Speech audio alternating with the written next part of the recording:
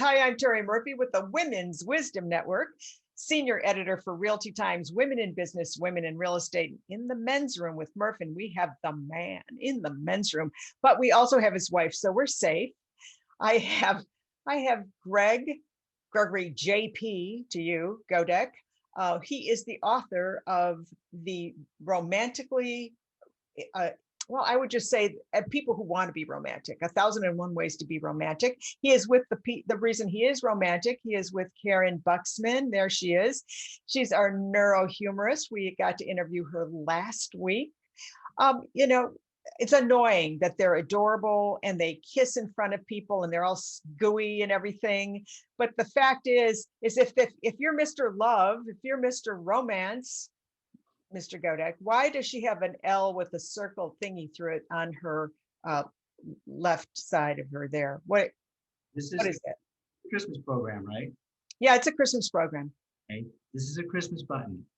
And we ask people. What is it? And of course, I went to know love.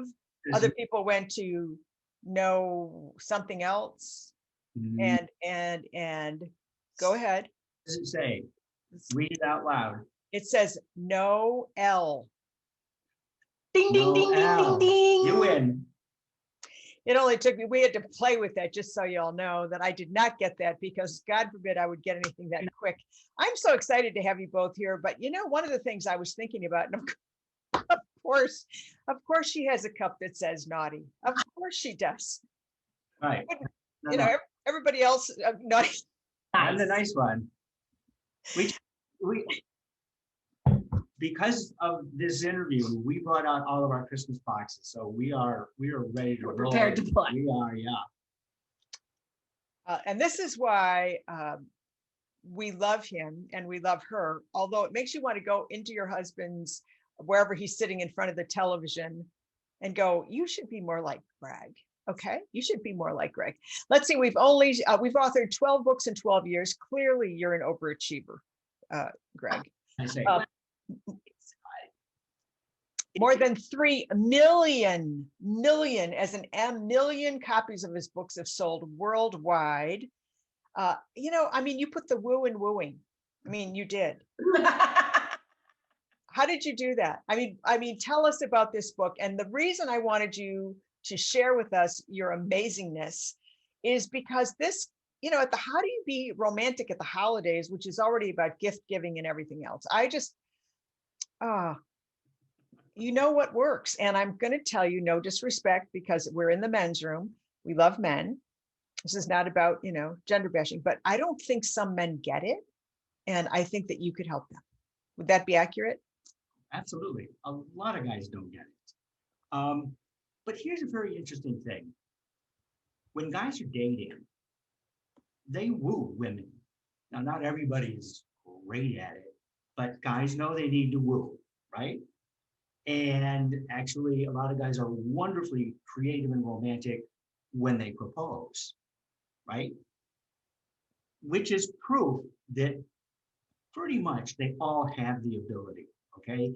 It's not about there being hopeless, and this is not about men versus women. It feels that way, but it's not. If there's only one thing to take away, it's that you're dealing with an individual, not a gender, not a sex. You didn't fall in love with her because she's a woman. You've known lots of men. You fall in love with an individual. It's the things, the little things, the quirky things, the way she smiles, the way she laughs, your sense of humor together. Those are the things that we fall in love with. So I always caution people to be careful about black and white thinking. Men are like this. That's a great distinction. I never thought about it that way. People don't, because it is so easy to fall into the gender thing.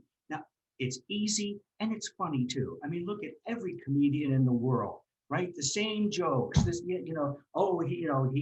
handles the remote control, and he's Death grip on the remote control. Death grip. Yes. I could make bets all day long and win, going to bars and saying something.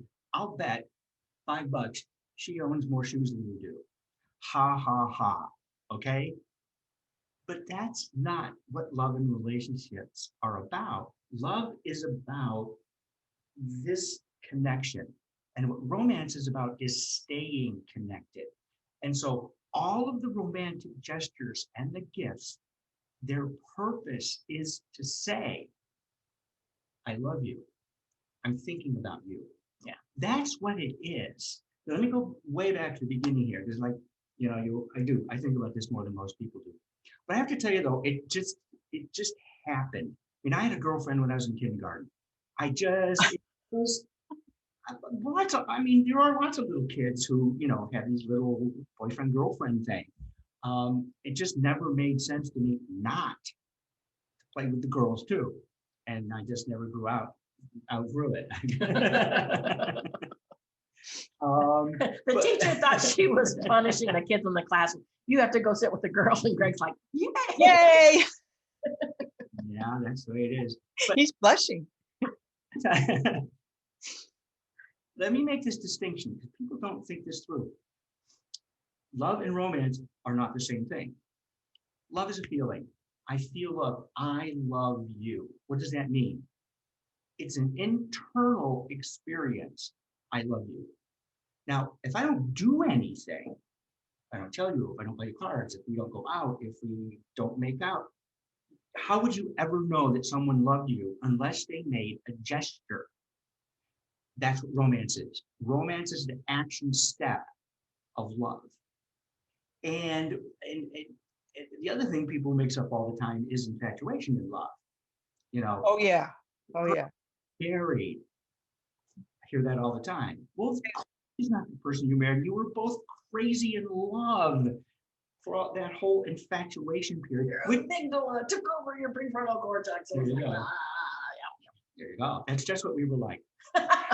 Well, there was a mutual friend of ours that Chris Clark Epstein, when I were first dating, and we showed up to the National Speakers Association as a couple, and she comes up into to us and sticks her finger in our face, and she said, "You know what people are calling you?" And she says, "What?" Giddy. And we were like giddy. We were just like, yeah, we were. But people are like that when they first fall in love, and it's wonderful. But life goes on, and You relax a little bit. you relax a lot. And the thing, don't just relax. That's right. And guys will go on automatic, and this is a bit of a gender thing here, but coming back to men know how to woo. Men conquer things. Right. We take things we like sports. We conquer our golf game. We conquer our business, and we win her. We marry her, and then we take the statue and we put her up on the mantle, and now we go on to conquer the next thing because I've got her. Now, this is a kind of a pathetic leftover from the 1940s and 50s when divorce was incredibly rare. So guys could get away with kind of ignoring her for long periods of time. I mean, guys, you know that the divorce rate is about 50%, and she's not going to have too much of a problem leaving you if you're too much of a jerk. And so what the lesson here is that we need to be wooing, and I don't mean in a big, schmaltzy, romantic. How about just conscious way? Conscious way. It is about staying conscious and mindful, which people talk a lot about. And here's one of this. That's right. It's intentional action, intentional gestures, and so on. Intentional gesture. It's a thoughtful gesture. Oh, okay. I know one little story about thoughtful, which blew me away, Mr. G. And that was when you were doing the When Harry Met Sally thing for invisible disabilities. So adorable. That was just so adorable. I would like everybody to see it. I've got to somehow get it to people watching. But she likes potato chip dust. And she traveled, and you actually had the thinking process, the thoughtfulness process of putting potato chip dust in a bag and putting it in her travel bag so that Now that is intentional, that is thoughtful, that would make me want to do things for you because it's so precious that you would even notice that. I mean, you're just the king of all things cool when you do something like that. Yes, remember that. Remember what she was saying here. Right. However, and you know, this brings up an important point, Terry. However, but yeah, but And Counterpoint. and this brings up a remarkable point because, you know, as we're taping this, this is holiday time. And last year I got the coolest, most romantic Christmas holiday gift. And most people would not think of it. But to me, what it showed was that he was listening, active. Whoa, stop. I'm getting goosebumps here. A man that can hear and listen. OMG, just saying. So I don't, you, Gonna give you a punchline? am I gonna give the Yeah, punchline? for sure. Well, She's a neurohumorist, of course she is. what I've been telling him is about, you know, stories about my childhood. And, you know, I was a little bit more of a tomboy than a girl, you know, and it's like, but I did have one doll that I really, really, really loved. Now, this should come as no surprise to you, as you know me, Terry, but my favorite doll of all time was, this will date us, a Chatty Cathy doll.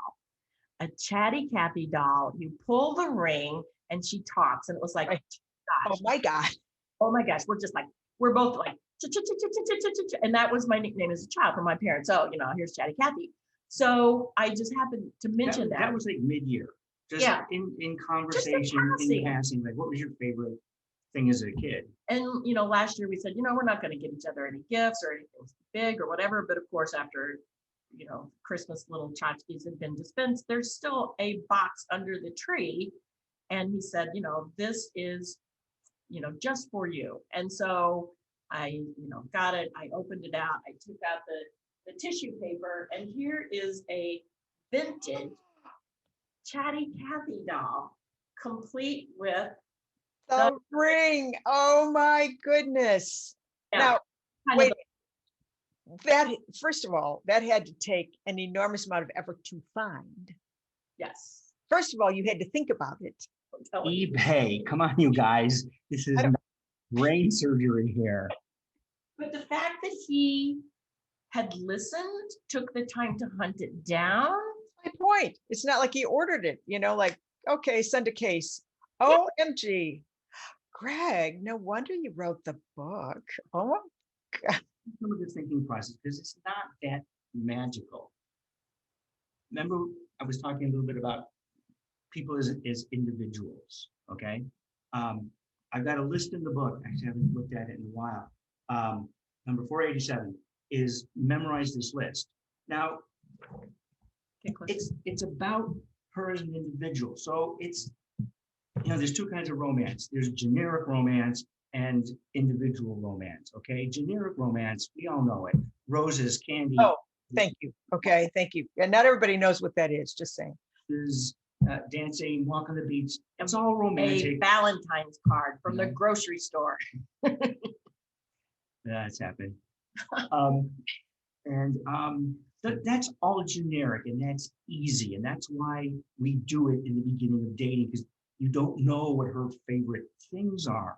But as time goes on, we need to delve deeper into each other. I mean, I've had guys in romance classes, you know, I say, well, what's your wedding anniversary?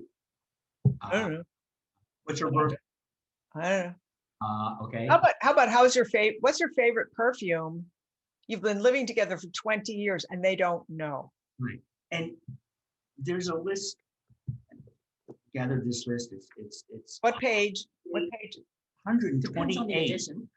Yeah, 128. I mean, we start easy with favorite color, favorite movie, lucky number, favorite book, favorite author, favorite movie star, all that kind of stuff. Okay. And that's just the beginning. I mean, what's her favorite romantic comedy? What's his favorite comic strip character? Who's his or her hero?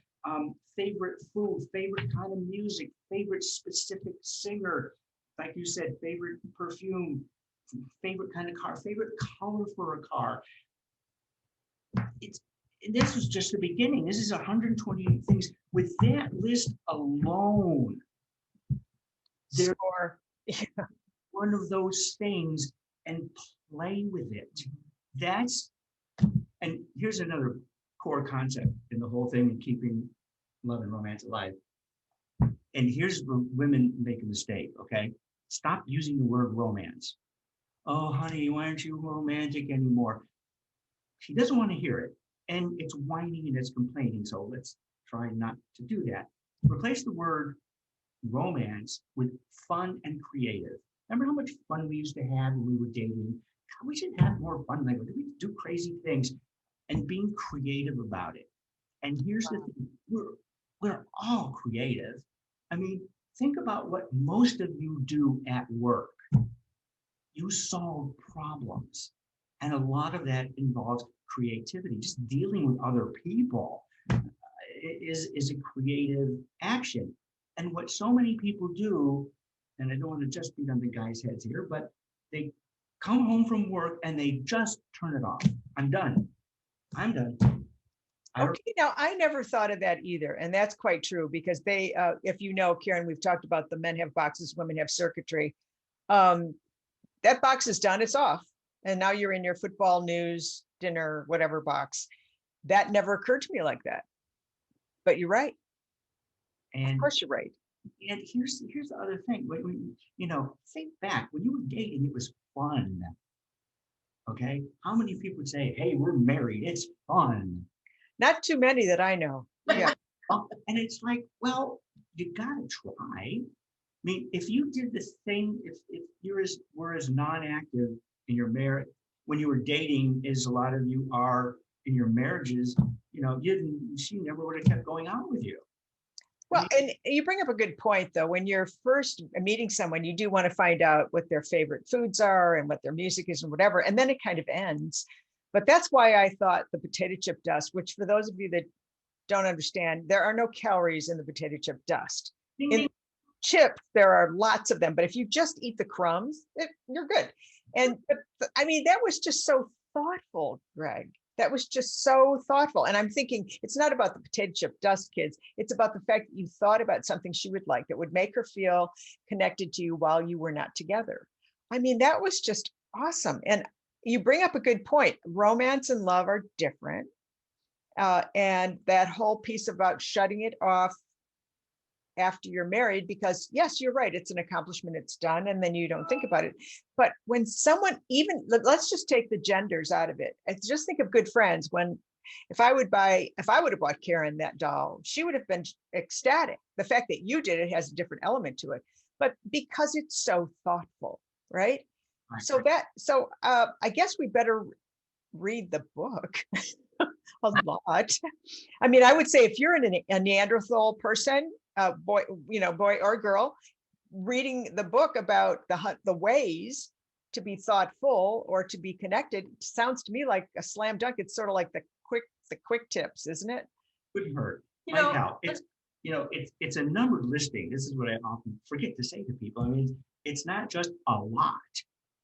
I mean, I once looked up on Amazon books that begin with the title 1001 Ways to Blank, to buy a house, to raise cats. And there's like 842 different books. And as far as I've seen, none of them actually number them. It just means a lot, right? 1001 ways. You actually have 1001 ways. Absolutely. And people want to know how you came up with 1,000. I mean, most guys can't come up with like 3. And here you are, 1,001. Why just stop there, Greg? Have to be Well, creative. there was 10,000 ways to say I love you, and blah, blah, blah. He doesn't ever stop. A really good place to start, guys, is talk to her girlfriends or a family member if they all like each other, and just ask. Another thing to do is buddy up with somebody and let's be creative together. What are we going to do for our wives this year? Well, blah, blah, blah, blah, blah. We'll complain for a while, but then we're going to come up with some interesting things. And because you don't have to do it all by yourself. You just have to be doing some of these things. Okay. An example of this? No. No? Okay, I will anyway. So, because I have a friend and colleague who is in a new relationship. Well, it's been about a year, so we consider that Still, that's so new. Yeah, I've had marriages last less than that. Go ahead. being together for a year. They've just moved in together, and so this is their first Christmas together.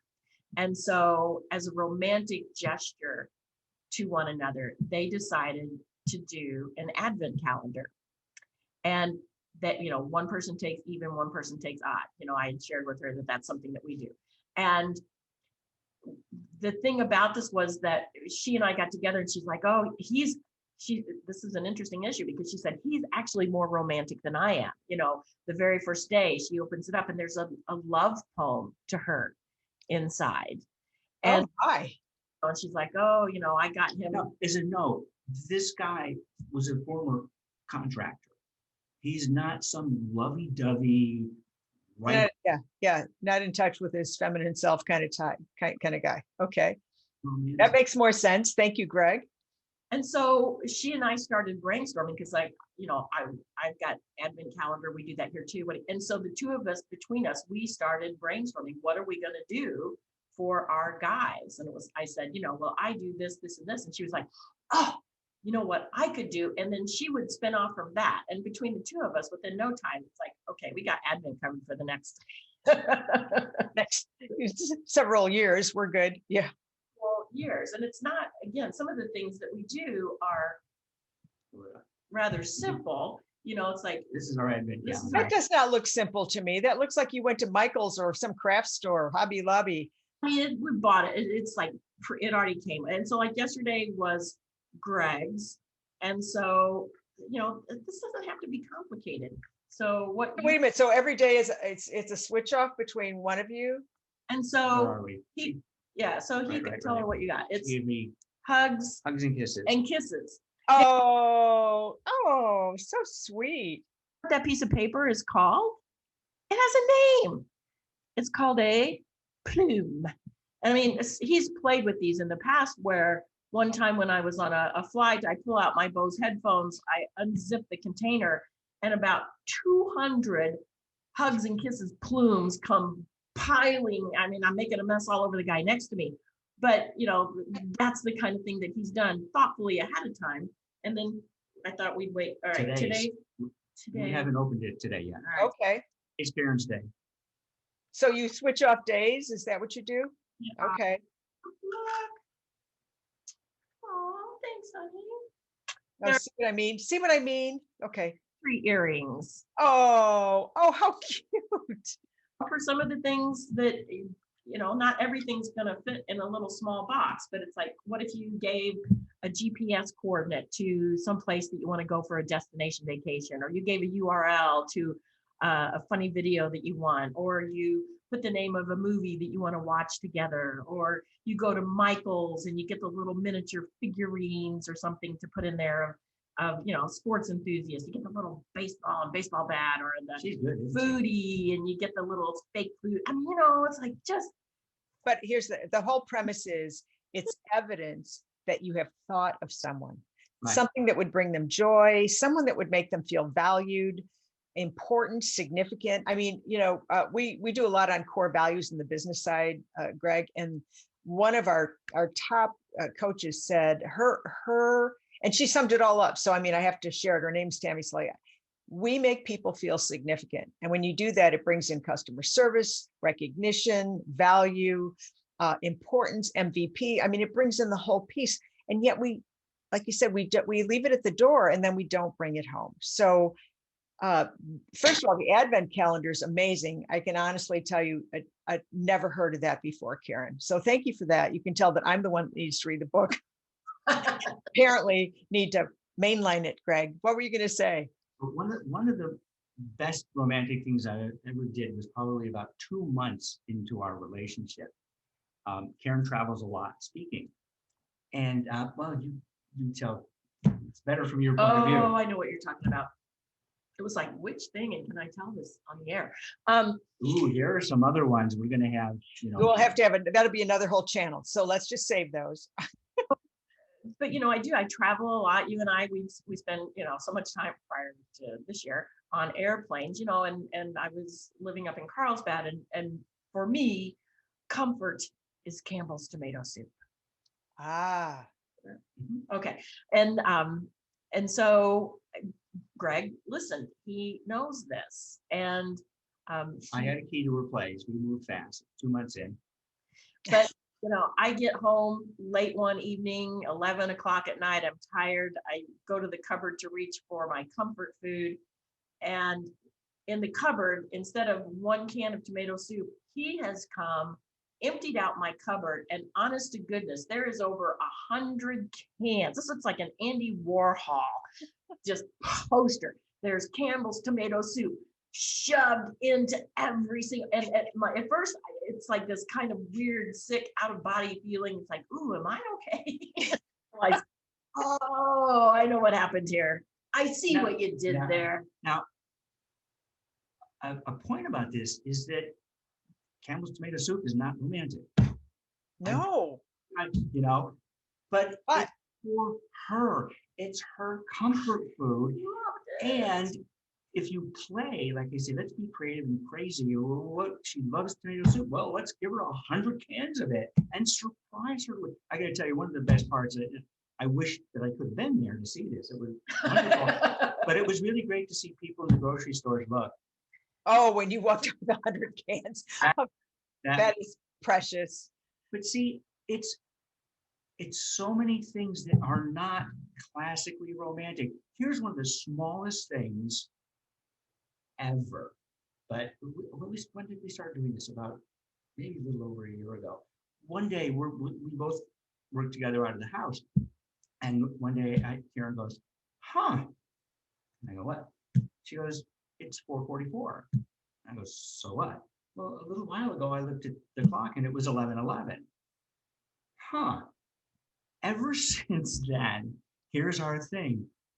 Whenever we glance at the clock, the phone, and it's a 111, 222, Yeah. we take a screenshot, text it to the other, no note. The rule is no note, and you can't be looking for it. You can't wait for it. You can't set a timer. Right? So if it's 3:32, no, it's not fair for me to. And you really wouldn't believe how often that happens once you kind of have this in your head, but it connects us. What 2:22, so what? But it says, I thought about you. And now bing. At 10:01, it's 1001, and it's like, oh, look, it's 12:34, 1:54. I mean, you just think it's weird. But again, it's those little I'm thinking of you. Yeah, and I just have to say that especially today, and whether it's a romantic relationship or just somebody you care about, when you let someone know that you are thinking of them in that moment, that's why I think notes are so important. I mean, handwritten notes, and yes, you can just mail it, but I think putting that wax seal says, I intentionally want this to be different for you. It just shows the love. And I think that's what this is all about. And you've made it so clear. It's so great to hear from a guy. Let me tell you something. Here's really good news for guys, because you set this up like these guys, like, they hate me and all that. Well, they want to be you. Okay. Well, that's why the book is numbered. It's easy. It's like flip randomly, just number 222, There's an index in the back. Think of a word, look it up. Right, I love you in the bathroom here with a piece of soap. Just, do these little things. But here's the good news, is especially for Valentine's Day, because a lot of pressure on these guys, right, to do it right, do it up, and all that, okay? It's a huge mistake. If you're romantic in little ways, on a regular basis, most days, you don't have to do anything spectacular for Valentine's Day, for birthday, for anything.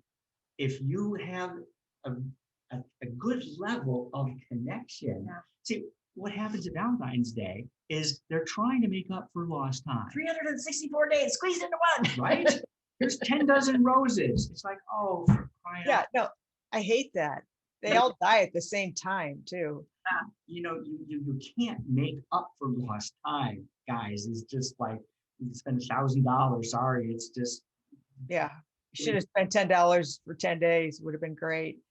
Good for you. Well, that's a great point. Well, I hope you'll join us for Valentine's Day, and or maybe just have a monthly tip on how to think romantically so that relationships are happier. At the end of the day, when people are happy, they create that vortex of happiness around them, and then other people feel happy, and it just kind of goes on. And I think that you've done a great job.